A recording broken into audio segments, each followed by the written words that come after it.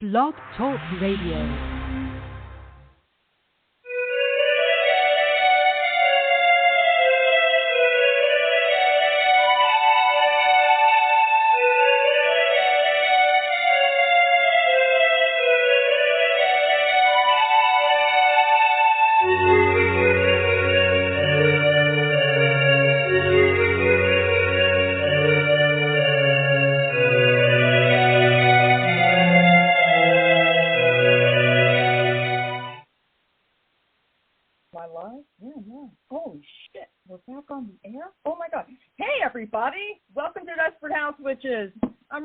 You don't have to be.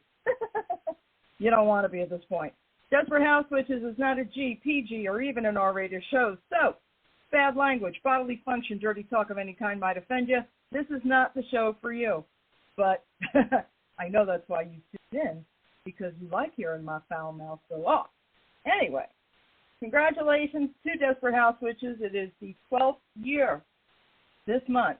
It is the 12th anniversary of being on with you nice folks and loving every minute of it. I certainly appreciate it. Thanks for keeping me on. I hope to be on for at least another 12 years, but your Auntie Raina is aging rapidly, is what I was trying to say. See, I just proved it. Anyway, Desperate House Witches is brought to you by the incredibly wicked one herself, the amazing Dorothy Morrison. Please check out wickedwitchstudios.com while you can.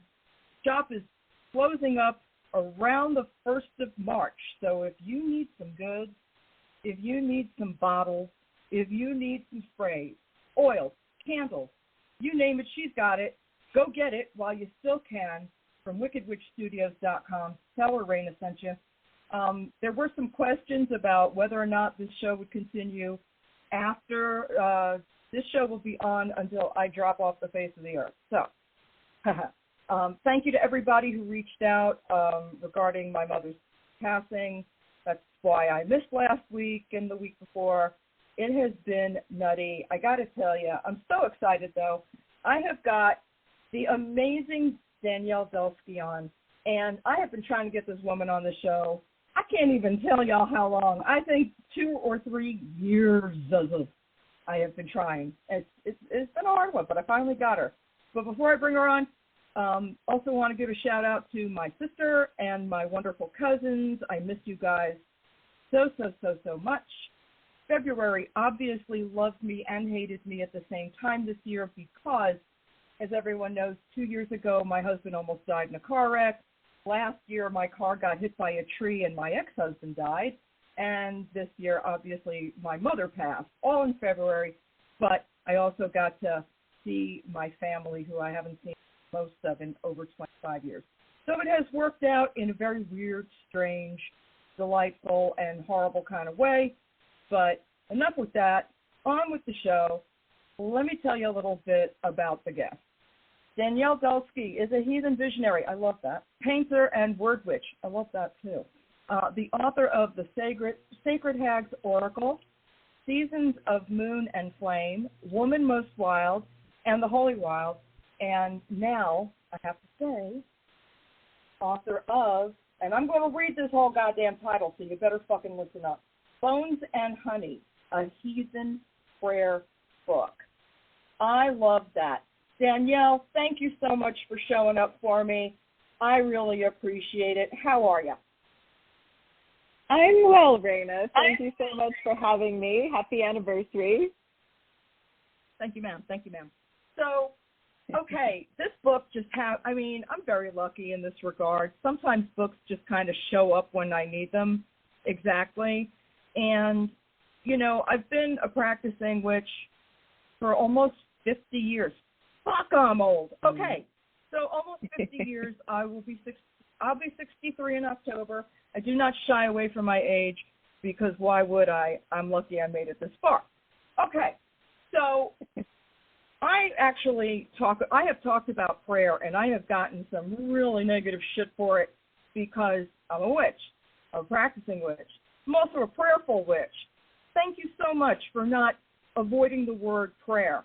But I got to know, have you taken a lot of shit for using that word? Yes, I have taken a lot of shit for using that word. Absolutely. Wow. Yeah. What's your experience of that? What's going on? Well, I mean, I know what's going on when people give me shit for saying prayer because I tend to share the same wounds that they do from the way prayer was presented to me as a child. I was raised very born-again Christian up until about age 12, and I went to church twice a week, and my school was a born-again Christian school. So, I mean, I had, like, even the 5 different types of prayer down, like we had to memorize it, and we were tested on it. And, of course, I was very wounded by all of that. To go on and on about all of the woundings that I have from my born-again Christian upbringing. But what I tend to tell people who have issues, or witches specifically, who have issues with the word prayer, is that, you know, if you're a huge word nerd like I am, then you know that every word has a story kind of tucked inside of it. And so the story that that the prayer is kind of wrapped around, the word prayer, is earnest request. So prayer just means an earnest request. And so when a witch would cast a spell or chant a charm, you know, they're always considering where that's traveling and, you know, to whom are you petitioning? And a prayer is really much the same. So it doesn't need to be to a deity. It could be to your future self or to your ancestors or to whatever power source you might be working with. So I can usually dismantle the trepidations people have around the word prayer if they let me, which sometimes they don't. But well, yeah, people who want to stay ignorant can stay ignorant. I'm all for the knowledge. But I got to say, so, you know, my mother passed on the 2nd of February and had your book, and I'm like, perfect timing. I think I'm going to grab this and take it with me, which I did. And it was awesome because I was also raised by well, I don't know if your folks were Pentecostal, but both of mine were Pentecostal preachers. And if anyone has ever heard me talk about that, will know that I think that's a whole lot of hooey and hot air. Because I've been on the inside of it, and it's a bunch of bullshit and power. Everything you see in politics that you guys have heard me talk about, because my happy liberal ass is never shying away from politics, the situation is that there's always money behind it, in my experience. That may not be everybody's experience, but this is why I have shied away so vehemently, especially since my mother did not start off that way. My mother started off as a practicing witch. So, to talk about backwards, we've got it in my family. But anyway, this book, I will tell you, I don't know what I initially expected when I first opened Bones and Honey, but it wound up being so much more than a prayer book. It is art and poetry and vision and so many beautiful things that I did not expect. When you hear prayer book, even me as a witch, because I've got Wiccan prayer books all over the fucking place.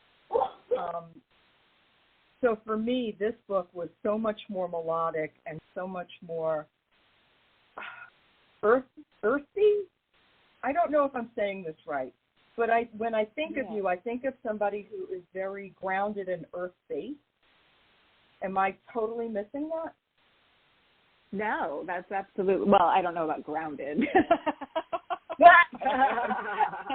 I am definitely very earth-based, and I'm always trying to get back to the earth-based traditions of my ancestors, so trying to go, far enough back that I can get beyond colonization and Catholicism and all of the things that are there in my lineages. So earth-based, yes. Grounded, I'm not so sure, but I'm trying. Aren't we all? Shit. So tell me a little bit about how you started out, because this book is really fascinating, and it's big, and it's wonderful, and you break it up into all of these different other books in the book. I'm like, holy shit, she is doing a deep dive on emotions and situations and feelings with this book. I was like, damn. So how did you get from your beginning to this? I mean, like, how did you start? All right, so let's start with something super basic. Like, did you always know you were a heathen? Did you come to heathenry later in life? Is it something that somebody else in your family also practiced, but maybe in secret? Give me a little bit of the origin. Oh, I wish that was true. Somebody in my family practiced it totally secret. That would be such a cooler story. I mean, maybe. I seriously doubt it, but I guess it's possible. Yeah, my beginnings. So whenever I try to explain the strange product that is me, I have to name that while my mother was very strict born-again Christian, my father was a atheist biker. And so they had a very volatile relationship. They were married and divorced 3 times, and it was very heated and passionate and also incredibly, dysfunctional. So I was raised in that environment. And I lived with my grandparents half the time, my dad's parents, so they were very cookies in the oven type people. But my grandfather was also very strict born-again Christian. So I had a lot of that energy and that, the notion that God is only a man. And when I was about 9 years old, for some reason, I decided I wanted to be a nun because nuns were so cool in my mind. We had like this. My mom's aunt was a nun, and we would go visit her. And I was like, wow, this just seems so great. These women just live here, and they have all of these golden things on the walls. And to born-again Christians, Catholics are very, almost evil because they put too much credence into Mary. So I remember that being explained to me by my grandfather and thinking like, wow, that's really wild. Somehow Catholicism isn't good enough or something. So anyway, and then there was a big change that happened when I was about 12. There was a lot of addiction in my family that started to take over, and a lot of the control that was there around religion kind of fell apart because, people were drinking and popping pills. And so, in a way, even though that, of course, had its own dysfunctions, there was a lot of freedom in that for me because nobody was really paying attention anymore. And I could really do whatever I wanted. So I was hiding the Spiral Dance by Starhawk under my bed, before I was 15 years old. I was going to the local witch shops. I was just telling somebody else that, like, those of us witches, so I just turned 44, and we didn't have a virtual coven that we could join. We didn't have like a Google where we could research things. What we had in the 90s was the local witch shop that maybe you would have to drive pretty far to get to. But whoever was behind that counter, you could ask them whatever you wanted, and hopefully you wouldn't annoy them too much, and they would answer you. So that was a lot of my teenage years, was going to the local new agey town that had a lot of witch shops where I could ask the questions and, not be told I was going to hell. And, so that was kind of where the intrigue started. And then when I was 18, I couldn't get out of my parents' house fast enough, so I moved to Ireland, and I lived there for a little while. And that gave me a real kind of ancestral ground, not for witchcraft really, for, this understanding that the other world is real, that, there's something kind of unseen afoot all the time. I just had so many otherworldly encounters when I lived there and almost died a couple of times. And I just had this sense that, there was a kind of hidden intelligence afoot that was organizing my experience. So when I came back home, I dove deeper into witchcraft, and I joined a coven when I moved to Florida, and that had its own kind of insidious influence on me. And I had a lot of, like strange understandings of like, well, this really doesn't seem all that different from church. In some ways. Yeah. Some things were very cool, but other things weren't. So I stayed with that, and then I had my children when I was pretty young in my 20s, and I just remember having this knowing that like I didn't want them to have to apologize for what they believed in or have to hide what they believed in, which was what I was doing at the time. And I just decided I wasn't going to hide it anymore when I was 25. And so I started, being a bit more open and telling people what I was practicing. And after my great Saturn return wounding in my late 20s, I got divorced, family fell apart, moved back to where I'm from in Pennsylvania, and decided I was never going to tell anybody that I was a witch ever again, just because it was so painful. And then that lasted like 5 minutes, and then suddenly I was, teaching and leading my own coven when I moved back, and it's been that was about 15 years ago. So I've been very out in the world since then, and my children have been raised in this relatively small town where everybody knows each other, and their mom's the local witch, and they've had to deal with that. So they have their own wounding, but it's from mine. Definitely. No, I'm actually going through a little bit of it right now with that because, because of what I went through having Pentecostal parents who were preachers. Say that's 10 times fast. Yeah. Anyway, that was a nightmare in and of itself. But because of the way things changed in my family, I decided that I was going to raise my kids with no religion. And that religion is a very personal thing, and that people have the right to pick it for themselves. And for anyone who's listening who's like, but what if they die, they'll go to hell? Okay, so any God that would damn children to hell because of another human being's action or inaction, I can't grok with that. So sorry. Take it to the next case. Anyway, so, my kids they grew up with me being a witch, an active witch, a witch who would do shit in the house. They were allowed to ask questions, observe, whatever, and if they wanted to take part, that's fine. If they didn't want to take part, that's too. Again, very personal decision. So I'm having this conversation with my 31-year-old, and I'm like, so what's up? Because he's in a relationship, and we love this person that he's with, and awesome, but she comes from a very Christian background, and I was asking my son, I'm like, so do her folks know about your mother yet? He's like, I don't think so. I'm like, okay, it's going to come up at some point. We may have to deal with a certain something about it. And he's like, I'm so tired of being the one who has to hide shit. Like you said, you don't hide shit. You made a conscious decision that you were going out there and loud and proud, which I aspire to do all the time. I first started coming out at my place of business not long ago.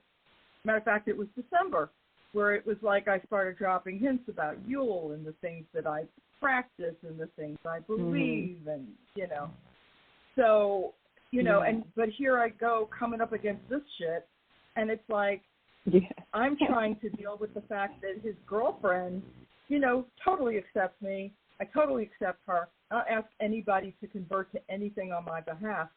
But I'm also still at this fucking old age dealing with somebody else's shit about witchcraft. You know what I mean? It's like really disturbing for me. What are your thoughts? Yeah. How do you think I should handle the situation? Because, you're just out there and who you are, and I think that's wonderful.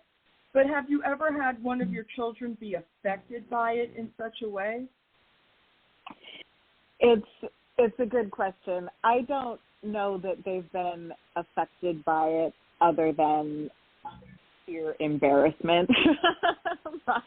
My oldest son, more than my youngest son, I think, has always been Well, he wishes that I was normal. I know that he wishes that I was normal.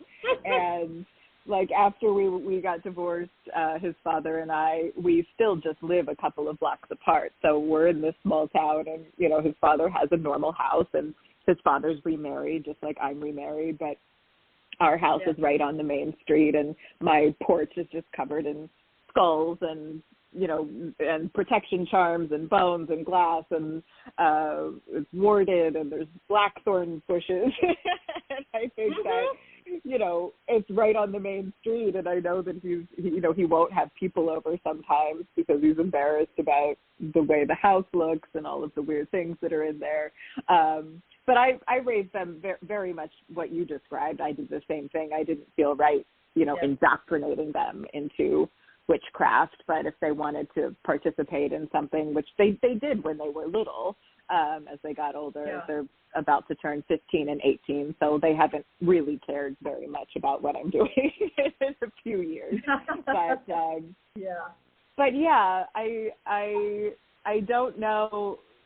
You know, like I've always kind of figured I'm not going to worry about it until I have to. You know, if my son's girlfriend's parents were going to have a problem with me, then I would deal with it when it became a problem. But I don't know that I would worry about it before then. But it is such an unfortunate thing because it has nothing to do with us or, you know, what we actually do. It's just their perception of it. I found it really distressing. I'm like, are we really back at this fucking point? I'm too old to deal with this bullshit. But the girl is lovely. I mean, she accepts me exactly the way I am. She is taken curious, which is fine. You know, my kids are like agnostic, but leaning pagan, because that's what they're comfortable with, you know, now that they're adults, as opposed to my mom's just a fucking whack. Which is, you know, nice. Sometimes it's hard to be the odd duck out. Like, is your spouse pagan as well?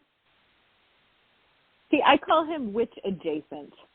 So he's open to everything. He does a lot of, I mean, he's definitely pagan, but he does a lot of rituals and ceremonies with me, but I don't know that he would call himself a witch. Pagan, yes. I don't know if he would call himself a witch. Yeah, but his parents are very strict Catholic. Oh, no, really? Oh, geez. Wow. Yeah, you're getting it from all sides. Oh, shit. Oh, man. Wow. So did your family, like, did they recognize the fact that you were different? Did you ever, quote, unquote, come out to them, as it were? I didn't really, only because it really was when I mean, it's been a problem in my family for a long time, but when it really started to take over, which happened well before I was ready to tell anybody I was a witch, it didn't matter. It wasn't, nobody was going to be upset at that point that I was a witch because they just had so many more bigger problems than their daughter being a witch. So, you know, in that way, it wasn't an issue. I haven't spoken to my mother in more than 10 years, and my father died in 2007. My dad would have been, well, he was all for everything that I was doing, and he was certainly much more into me being a witch than me being a Christian. He just loved that about me before he died. But, yeah, the mother wound has nothing to do with religion. It's very much about addiction, and her journey was very different from mine as a mother. And, yeah, I didn't have the occasion to declare my witch identity to my mother, and that's fine. It just wasn't part of our story. I get it. I totally get it. Because, you know, my mother had a competing podcast, and she didn't even know it. Yeah, she was doing a podcast about Jesus, and I'm over here doing Desperate House Witches, and I just remember her asking me if I knew anything about podcasts. This was last year when my aunt had, just before my aunt had passed away, her sister. And I was like, podcast? What do you mean? She's like, well, you know, I'm on the radio, and there I am sitting there going, no, I know nothing, except for the fact that I've been on the air for over 11 years. Yep, Wow. Yeah, so it was so weird. I'm like, God damn it. But, you know, here's what's funny.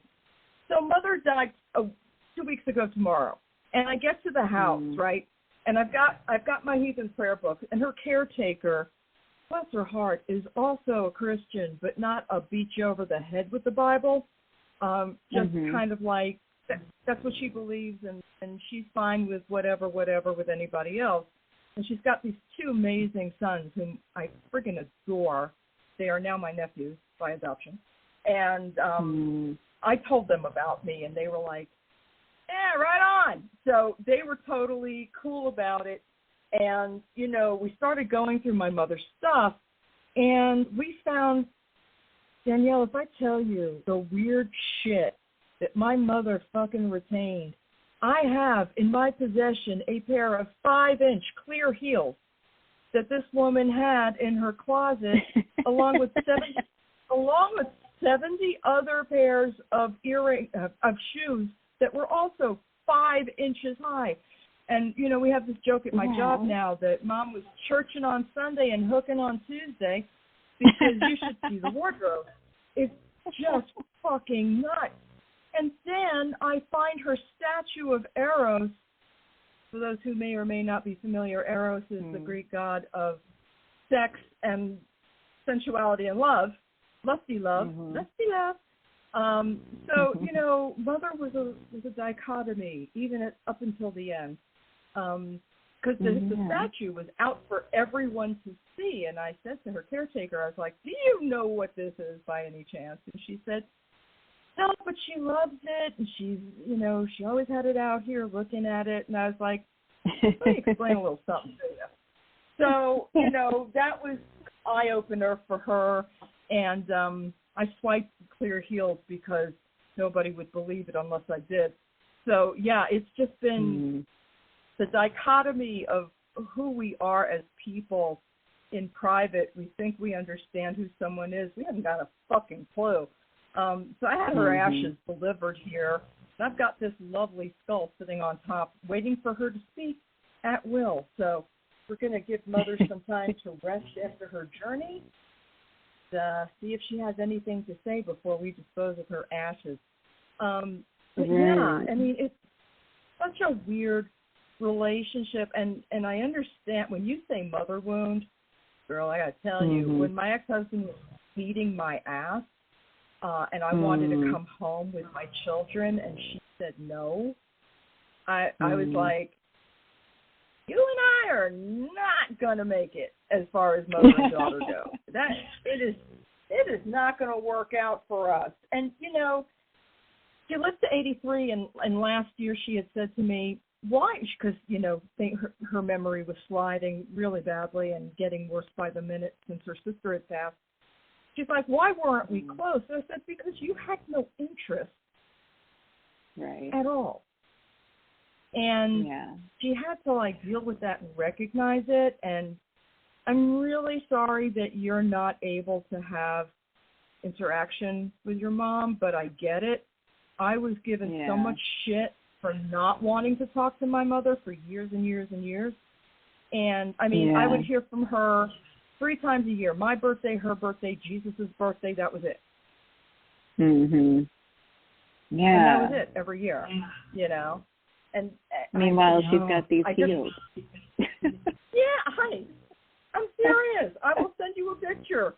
The clear heels are real, and I am in possession of her clear heels. I'm like, how did this bitch even stand up on these things?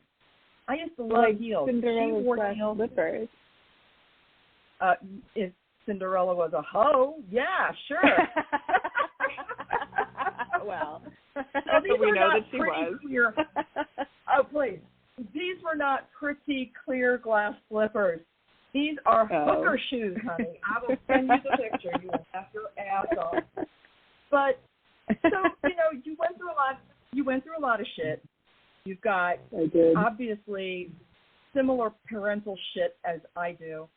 We obviously are mostly on the same page as far as, you know, the fact that children should be allowed to pick what they want to believe. Although I will tell you honestly, if my children wound up being Christian, I think I would shit a brick. Now, obviously, I believe in choice, all choice. Yeah. So it is what it is, but it would freak me out.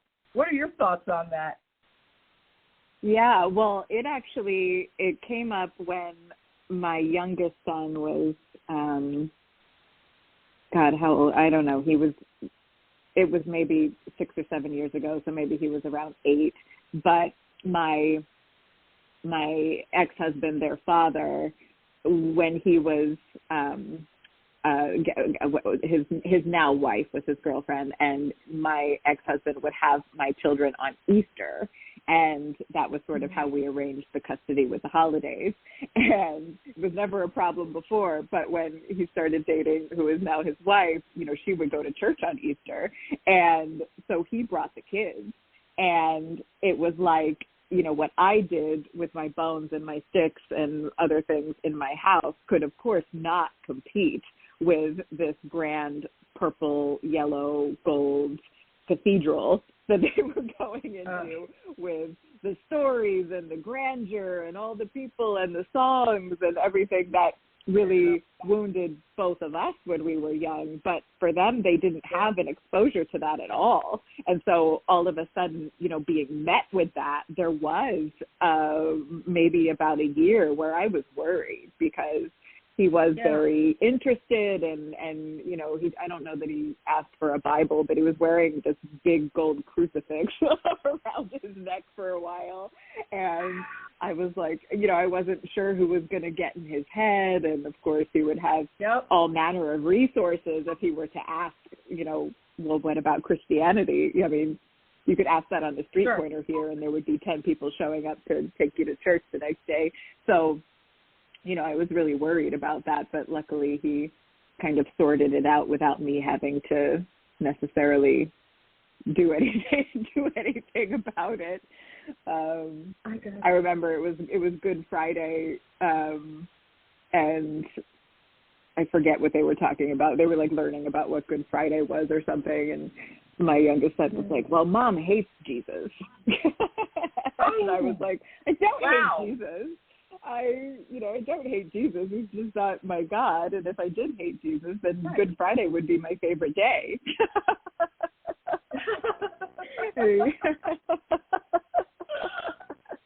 And it became this whole, you know, now they talk about that. Oh, it's Mom's holiday, Good Friday. That's so funny. Didn't you ever want to just say to your ex-husband, listen, I purposely didn't do this shit to them. Why are you now introducing this? Was this because of his partner's influence, or is this something you think he may have been leaning towards? No, he never. I met him when I was 18 years old, so I knew him very well. We were together for almost 12 years, and he never was interested in religion at all. He kind of tolerated my witchcraft in sort of like a pat me on the head kind of way, like, oh, that's so cute what you do. I did say that. I was like, you know how strongly I feel about this. Why are you doing this? But it was because his girlfriend was it was more about family with her, I think, than belief. I don't know for sure. I don't know her very well, but but it was, I was trying to say, this means so much more to me that they are not exposed to this when you don't really care about it one way or another. But we ended up deciding that it would be their choice, that they could go to church on Easter if they wanted to. And they've, at least the past 5 years or so, they've clearly decided not to. So that's good. Okay. Well, I mean, and I understand the curiosity because my kids had a nanny that would take them to church occasionally, but never in a in an attempt to indoctrinate them, just because, you know, if I had to be on site somewhere and she had to take them, she would, if that was part of her routine.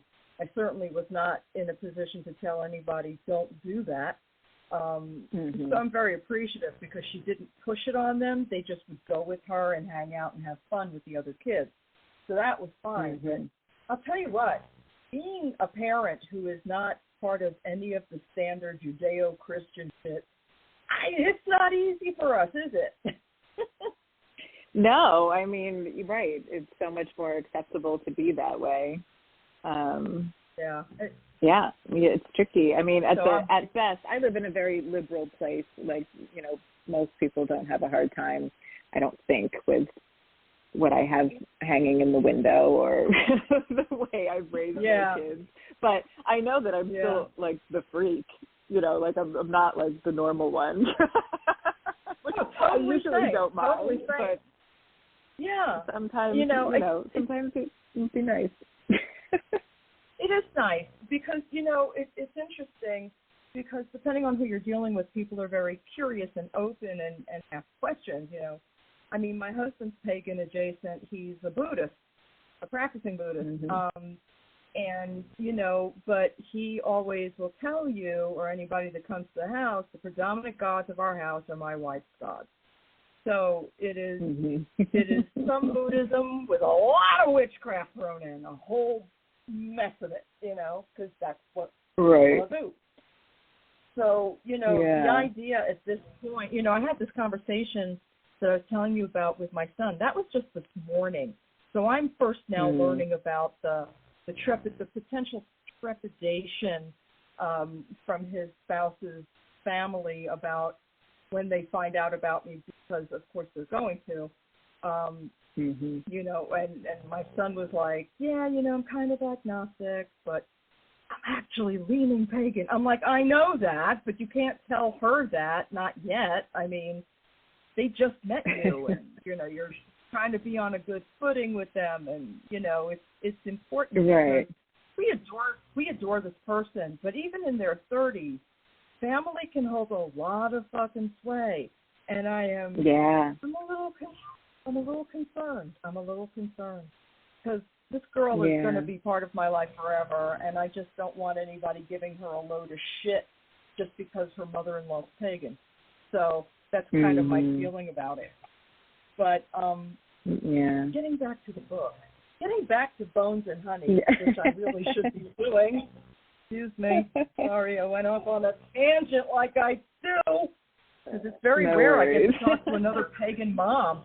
Well, I mean, so you're just going to have to come back anyway. So, I mean, I'm just going to wrangle you into it.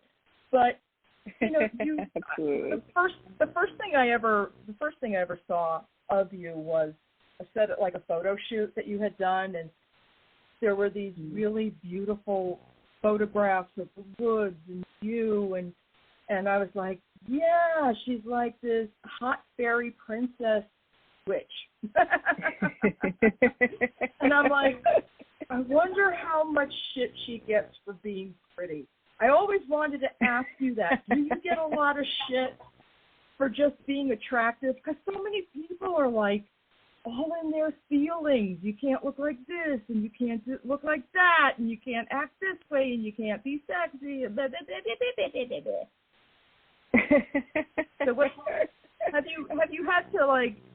I mean, it's like almost like you have to excuse yourself for being attractive sometimes, right? I mean, have you gone through any of that shit? I hope not. Please say no. I don't think so. I know what you mean, though. I think that it's been more, not so much, it's been more like my blondness. I am blonde, and have tried to counter my blondness with getting as many tattoos as possible. But my girl, like, I love it. You know, I like didn't start getting tattoos until I was in my 50s. Preach, go for sure. That's right. I had this terrible realization a few years ago where I realized, like my mother physically looks a lot like me, and as I get older, the more I look like her because, you know, my face is kind of sagging in the way that hers sagged, the way I remember her. So I feel like I'm looking more and more like my mother. But my father was famously a great philanderer. I mean, like it was very much a part of his personality. It was pretty well known. It wasn't anything that was hidden, and it was terrible the way he treated my mother. It was terrible. But as a child, I remember meeting a lot of his girlfriends and his mistresses, and he definitely had a type, and that type was not my mother. You know, my mother's like kind of tiny and blonde, and he would date these very statuesque women, you know, huge busts and like long dark hair that looked very, you know, kind of like Maleficent. Like it was pretty like Angelina Jolie. Like that's not what I aesthetically look like at all. And I had this realization about 10 years ago that I've been like slowly morphing into like my dad's, like morphing away from what my mother looks like and more towards like these tattooed gnarly biker women my father would date, like kind of trying to wed both of them and like becoming the woman that like my father was attracted to. It was such a weird thing. Like, I couldn't have came to that realization when he was alive, I don't think, but yeah, so like trying to add this sharpness to the way I look, even though, you know, I'm not consciously trying to do that, but the piercings and the tattoos and yeah. So no, I don't really get shit for it anymore, but I do think that that's because I'm tattooed and pierced all over the place. I don't know, you look really amazing to me. I think you're like so stunning, and because you are. I mean, you're just like, thank you. The magic just drips off you when you look at the picture. It's like, oh my God, that is like the ultimate witch. Look at her, she's phenomenal. But yeah, I mean, I was a fan of you as a person, not necessarily as a writer, which now I'm becoming a fan of yours as a writer because Bones and Honey is just so fucking amazing and something I needed so badly during this really rough time. And, you know, it's funny to me because people who are not like us tend to hear us use the word prayer and dismiss it like, well, what do you pray to? You're not praying to anything real. You're praying to your imagination. And I'm like, really? You want to try that out with one of my gods? Come here. I'll show you what it looks like. No, I don't think so. You know, sometimes the gods say no. Sometimes they say yes. Right. Like any other deity. I'm just, you know, I'm just fascinated by the fact that we are so discounted because we're not part of the quote-unquote accepted religion. It fucking infuriates me, as you probably know. But anyway. Right. So in your journey, you come to write this particular book. Is it because we didn't have a heathen prayer book, or you didn't find one you liked, or tell me the genesis of writing this book? I always loved the books that would kind of be organized in a similar way to Bones and Honey, where you didn't have to read it linearly and there would be, you know, certain chants and you could kind of open the book and see what was there for you. So I had always wanted to write a book like that. I didn't have the opportunity to do it until I had to put the book proposal together and kind of sell it and make sure my publisher would be interested in it. And I think that the books that I wrote previously, before Bones and Honey, that I kind of had to write those first. Like they're all very different, and I felt like, you know, of course, was very passionate about each of those as I was writing them. But it was kind of like those had to happen first before I was able to write a prayer book that was organized in this way, where it's about the power that's kind of housed in these archetypes, which are like these energetic containers of meaning, and they really are like small gods. Archetypes are very like small gods, and so, you know, I a lot of the prayers that are in the book, I had written them a long time ago and was just hoping that I would have the occasion to write a book where I would there would be a place for these prayers to live. So it was very much a matter of shaping it and kind of piecing it together more with Bones and Honey than it was with my other books, which I wrote, pretty linearly, and they're generally less poetic, my other books, versus Bones and Honey. It's like every prayer, when you're writing a prayer book or a poetry book, every word kind of has to be just right, versus if I'm writing just a general nonfiction book, I can kind of blather on for a little bit, and it doesn't have to be like every sentence is amazing. But with Bones and Honey, I really had to craft it so it's like every single word has to be in the right spot. And I don't know that I would have been able to do that before. Wow. Yeah.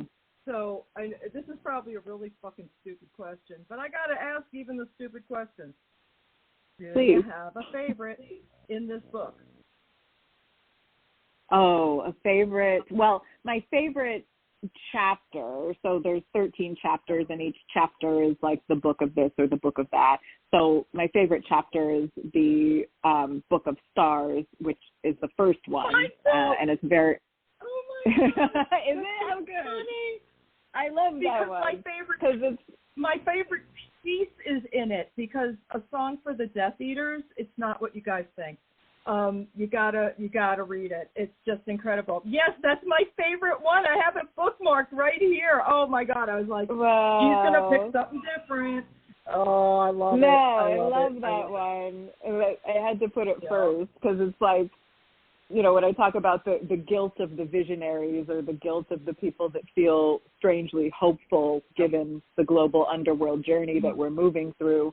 I really identify with that as I'm an Aquarian, and I feel like I don't really get to see an amazing end to this collective story that we're living in this incarnation. I don't necessarily know that I get to see the happily ever after, and I'm totally fine with that. I'm like, I'm here to kind of witch this place from the inside while I'm here, and I'm hopeful that it will end well. I do believe that. I don't know that it's going to be tomorrow or 50 years from now, but I do think that we're going in a good direction, and that's not the popular, compelling opinion. And I understand why that is, but the visionaries kind of feel guilty, and if you're hopeful, you feel guilty. So I wrote the prayers that are in the Book of Stars are all about that. So it is my favorite. I'm so glad. I picked well. Good. Because I'm telling you, the Book of Stars is just a great one. Also a huge fan, grandmothers, big favorites in there. The book is just so rich, and it's so much more than just, how do I say this? It's more than a prayer book, obviously, because it is poetry, because prayers, I believe, should be somewhat poetic. And enjoyable to speak when you speak them. If you're speaking to your deity or deities like,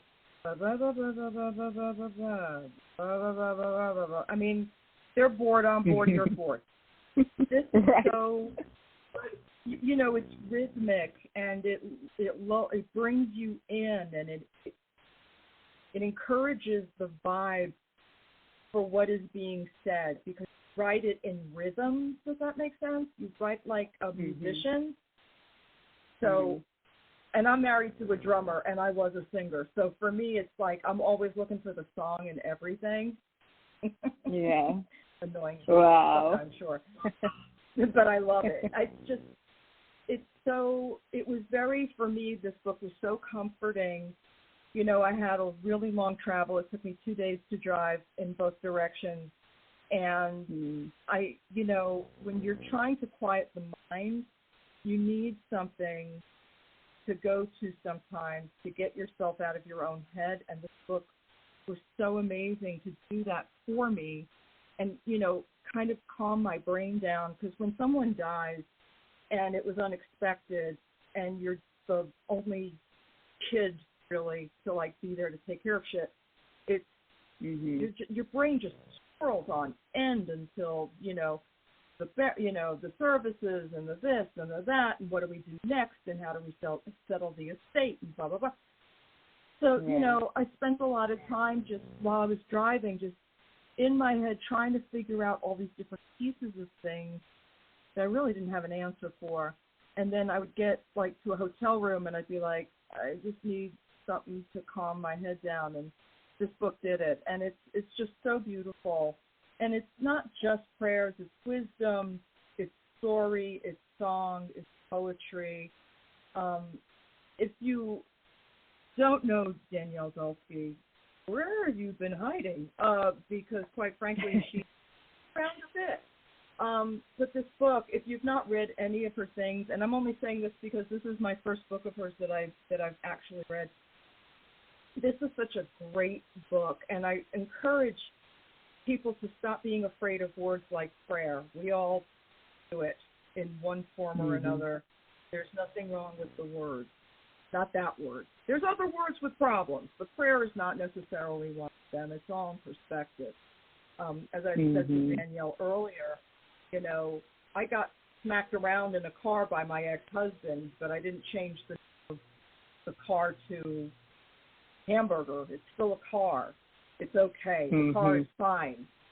Just the shit that went on around it that was the problem. So, don't be afraid of the word prayer because, again, earnest request is what you said it means. Yes. And, I mean, nothing wrong with that. Nothing wrong with that. Our gods respond like all other gods respond.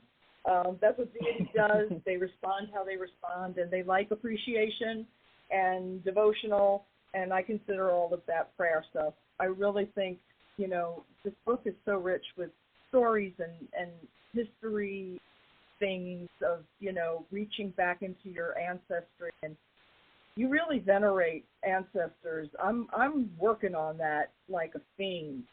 So it definitely got me pulled in on this one because, the closer you get to your time coming up, you want to understand more, and kind of why we even show to begin with, because Rena's in her 60s and she wants to know more shit before she dies. So thank you for contributing to my knowledge. This book is great. I just really hope that if you're writing something new, do you have anything you can share right now, or are you keeping everything under wraps, or what's the situation right now? I am writing something new. I do think it'll probably be a while before it meets the world, but it's kind of it's a book about fairy tales, which I know fairy tales seems like a kind of a mundane word, but that's the beauty of it, because fairy tales were historically transmitted primarily by women, and so they were taken less seriously. And in that way, they're kind of like tiny books of shadows. Every fairy tale has a spell or a ritual or a piece of magic in it. That really, it wasn't hunted or hung. I mean, in some cases it was outlawed, but for the most part, they were sort of looked at as children's stories, and they weren't a big deal. And yet they were a big deal. So if we think about being children and the way we received certain stories, whether our grandmother told us or we were watching a Disney movie or whatever, there was magic in them. There's a reason why the church didn't want us to watch. In my case, it was Sleeping Beauty. That was like the big bad one. We weren't allowed to watch Sleeping Beauty because there's spells tucked inside of there. Some stories have full on, casting a circle protection rituals in them, or fertility spells. So my new book is about all of that, and being able to kind of harness the power that is housed within these stories, even the familiar ones, and kind of look at them like, we were kind of meant to wield them all along as if they were spells. Yeah. I love that. Well, I hope I've annoyed you enough that you will come back on in the future. Absolutely. Awesome. Absolutely. Danielle, tell people where they can find you. Yeah, so they can find me. I have two websites, so just DanielleDulsky.com, that's my name, or thehagschool.com. I teach a lot through the Hag School, so those are my two websites. Everything that I do is on there somewhere. Are you teaching anything coming up? Like, do you have stuff ready to go right now that folks can inquire about? Yeah, I have, so on my website, DanielleDulsky.com, I have a class coming up that is a storytelling class called The Witching Hearth, and that one starts at the equinox and goes until, through Beltane. So that's my next big thing. Danielle, you are so sweet and so kind, and I appreciate you so much. Thank you for coming. Yeah, absolutely. Thank you for having me. I'm looking forward to when I get to speak with you again. Thank you again. Everybody, the book is Bones and Honey, A Heathen Prayer Book. Danielle Dulsky, author of The Holy Wild. In case a reminder about that, too. The book is fantastic. I highly recommend you pick it up. It's a lovely, lovely book. Danielle, take care, and thank you again. Thank you so much, Raina. All blessings be.